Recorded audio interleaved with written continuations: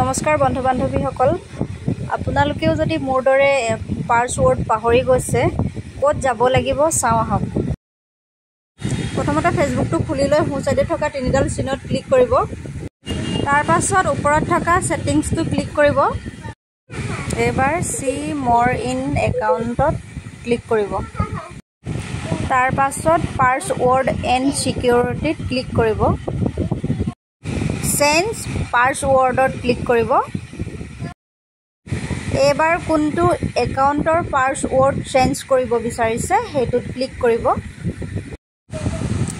একাউণ্টটো ক্লিক কৰাৰ পাছত চেঞ্জ পাছৱৰ্ডত ক্লিক কৰি ফৰগেট পাছৱৰ্ডত ক্লিক কৰিব, যিহেতু আপুনি পাছৱৰ্ডটো নাজানে। তাৰ পাছত 4টা মেথডৰ ভিতৰত এটা মেথডত ক্লিক কৰিব। তাৰ পিছত বক্সটোত কোডটো ভৰাই দিব।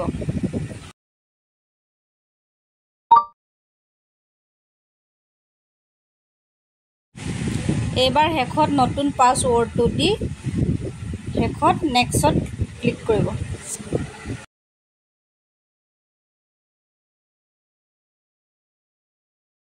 যদি এই ভিডিঅ'টো মোৰ ভাল লাগিল, লাইক কমেণ্ট কৰি দিবা। বাই।